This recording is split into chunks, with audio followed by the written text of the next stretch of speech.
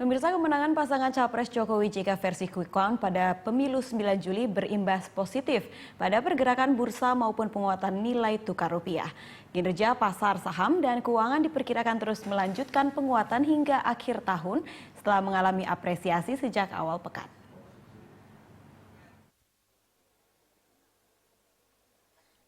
Jika melihat reaksi pasar di pekan terakhir, potensi penguatan indeks harga saham gabungan dan rupiah cukup besar.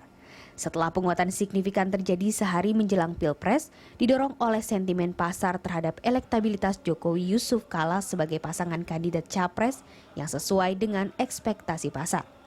Hal itu bahkan telah terendus berdasarkan exit poll pada tahapan Pilpres di sejumlah negara. Ekonom Standard Chartered Bank Erik Sugandi mengakui Jokowi efek bisa memicu pergerakan indeks dan rupiah makin bergairah.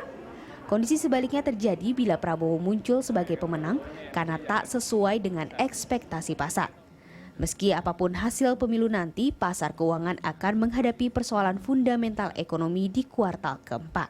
Ya, saya sih tidak melihat, mungkin saya harus garis bawahi sebagai analis, saya berusaha seobjektif mungkin. Saya bukan pendukung Jokowi gitu ya, jadi saya akan berusaha membuat analisis yang seobjektif mungkin.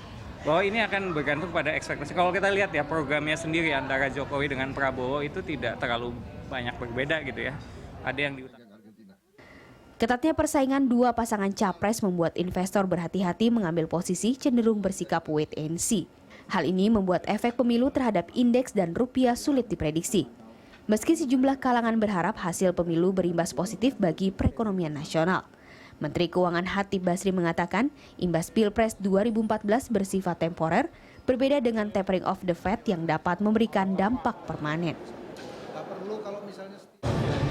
Kamu ingat bahwa rupiah kita itu sempat di 11.2, ya kan?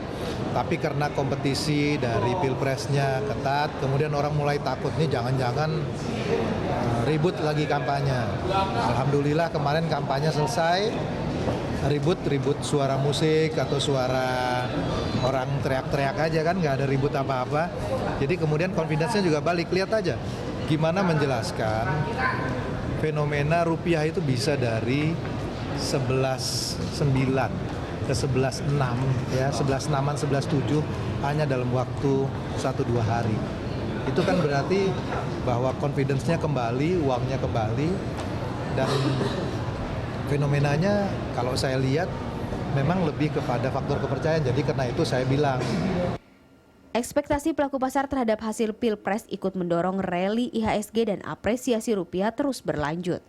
Investor asing bahkan kian agresif memborong saham, membuat aliran dana asing kian deras mengalir ke sejumlah portofolio investasi.